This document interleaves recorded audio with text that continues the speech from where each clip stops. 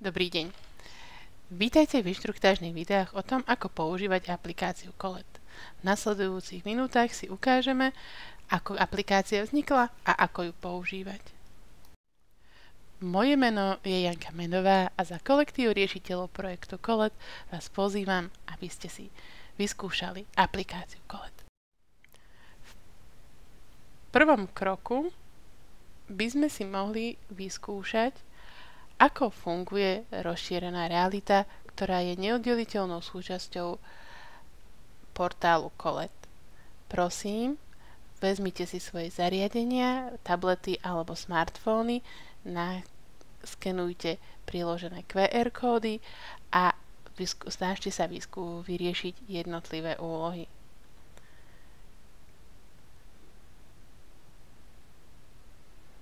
Spolu sa tu nachádzajú 3 úlohy.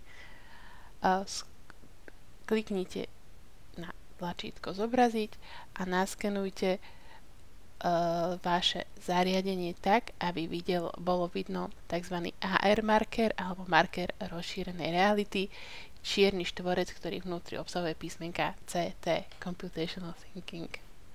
A zobrazte si vaše riešenie. Ak sa vám v predchádzajúcom kroku nepodarilo váš výsledok zobraziť, skúste to znovu. Vezmite svoju tlačenú verziu značky CT, Computational Thinking, vyberte kontrolu alebo zobrazenie svojho riešenia, povoľte prístup ku kamere, nasmerujte kameru na značku CT a zobrate výsledok svojho kódu v rozšírenej realite. To, čo ste si práve vyskúšali, bola úloha, ktorá sa zaoberala tzv. Informatickým myslením. Programovali ste v online prostredí.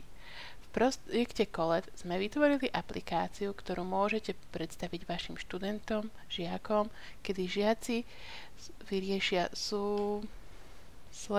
následné úlohy, nazývané aj cesta úloh. Môžu pracovať v skupinách, vo dvojiciach a diskutovať o úlohách, ktoré dostanú. Spätná väzba bude buď automaticky, alebo od spolužiakov, alebo od vás ako učiteľa, alebo môžete jednotlivé prístupy pomiešať. Žiaci budú schopní vidieť výstupy ich kódu použitím rozšírenej reality. Prvým krokom oboznámenia s systémom Kolet bude aplikácia pre študentov alebo žiakov. Ukážeme si, ako aplikáciu stiahnuť, aké úlohy v nej sú a tak ďalej. Aplikácia je dostupná pre Android alebo iPhone. Môžete použiť nasledujúce QR kódy, aby ste si ju mohli stiahnuť a nainštalovať do vášho zariadenia. Predpokladám, že aplikáciu ste si už nainštalovali, ale stále sa môžete pýtať, čo to je tá Kolet. Hlavnou myšlienkou je poskytnúť vám, učiteľom, prostredie, ktoré obsahuje rôzne úlohy, ktoré si žiaci môžu vyskúšať a tak môžu rozvinúť svoje informatické myslenie bez ohľadu na ich socioekonomické pozadie. Teraz si porozprávame o 8 tzv. Rodinách úloh alebo typoch úloh, ktoré v aplikácii a v projekte ponúkame. Vy si vyskúšate teraz pohľad žiaka, používanie Kolet ako aplikácie. Neskôr v iných videách si ukážeme, ako sa takéto úlohy môžete ako učiteľ vytvoriť a ako by mohli byť zoradené a gradované. Používaním aplikácie Kolet s vašimi žiakmi môžete podporiť rozvoj ich informatického myslenia. Medzi úlohy, ktoré sú pripravené v aplikácii, patria stavby z kociek, dron a lineárne vzory. Úlohy o žabkách, trušetových vzoroch, procesných diagramoch a kresliacich robotoch a grafových algoritmoch patria medzi tzv. Computer Science Unplugged, čiže úlohy, ktoré na vyučovanie informatiky nepoužívajú počítač. Hneď potom Ako si žiaci nainštalujú aplikáciu, môžu zadať kód na stiahnutie prvej cesty alebo sekvencie úloh. Môžete použiť niektorú z ciest, ktorú ste si už predtým vyskúšali, alebo cestu, ktorú použili vaši kolegovia, alebo vytvoriť úplne novú. Nezabudnite, že treba začať jednoduchými úlohami, aby sa žiaci naučili pracovať s aplikáciou.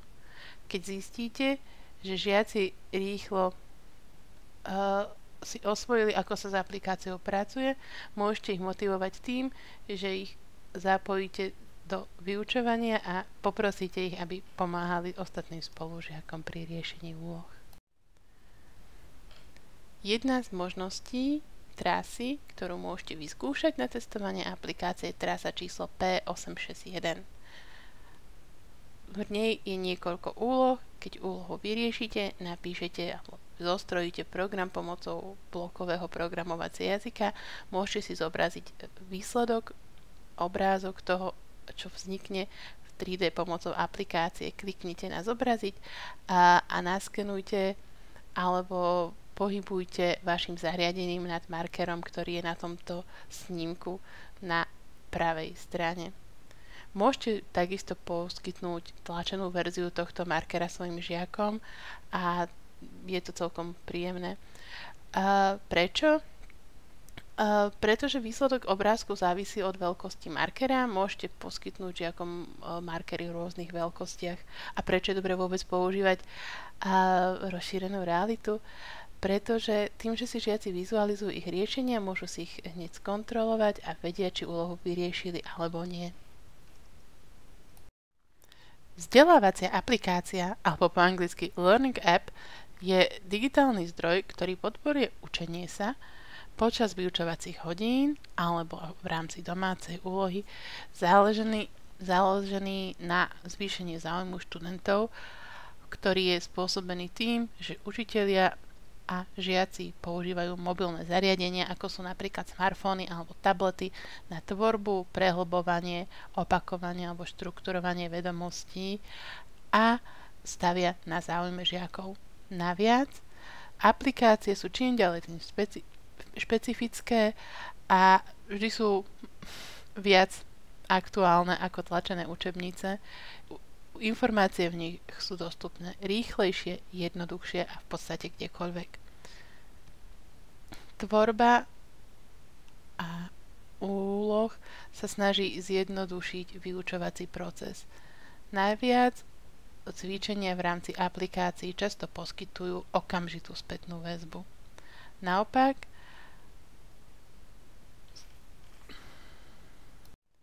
prečo používať vzdelávacie aplikácie? Prečo používať aplikácie ako LED vo vyučovaní? Používanie aplikácií vo vyučovaní môže urobiť taký mostík medzi učením sa a hraním na mobilných zariadeniach. To prináša aj rôzne možnosti vizualizácie, môže zvýšiť motiváciu a spoluprácu medzi žiakmi. Žiaci môžu používať aplikáciu kdekoľvek a takisto pracovať samostatne. Naša aplikácia má aj faktor zábavnosti a práve žiaci môžu ju používať pri spolupráci s ostatnými.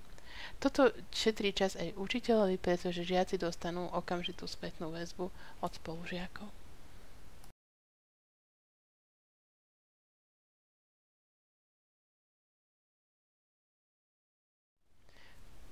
Čo je to informatické myslenie? Informatické myslenie, alebo po anglicky computational thinking, je schopnosť riešiť problémy spôsobom, ktorý vie využiť počítač, prípadne nejakého iného agenta na spracovanie informácií.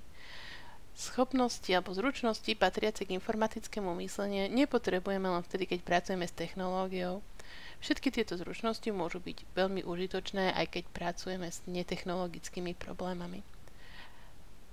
Algoritmické myslenie je schopnosť prepísať alebo prerozprávať riešenie vo forme jasne definovaných krokov.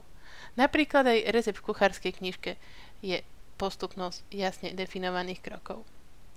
Automatizácia je schopnosť upraviť riešenie tak, aby repetitívne, opakujúce sa nudné úlohy robil za nás počítač, prípadne nejaký iný človek. Niektoré repetitívne výpočty môžu byť realizované napríklad pomocou Excelu. Dekompozícia znamená rozdelenie veľkého problému na menšie úlohy, tak, ktoré sú jednoduchšie vyriešiteľné. Príkladom z matematiky môže byť pohľad na faktorizáciu alebo rozklad polinómu, keď chceme nájsť vzorce.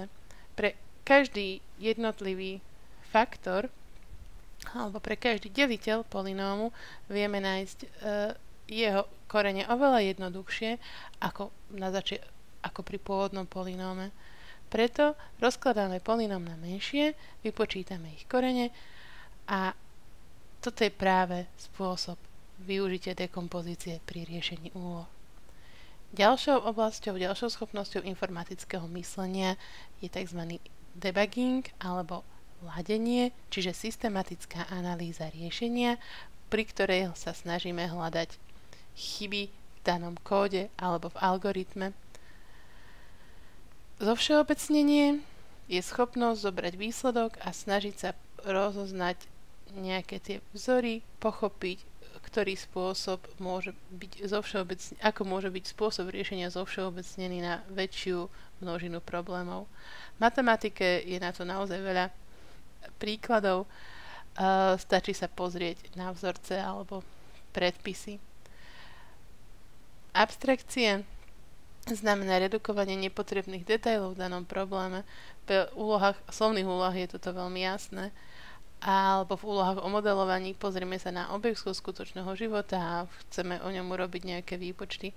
A preto, že je to objekt z reálneho života, k prvom kroku musíme nájsť k nemu vhodný matematický model. A potom pri tvorbe modelu sa musíme rozhodnúť, ktoré detaily ponecháme a ktoré môžeme zanedbať.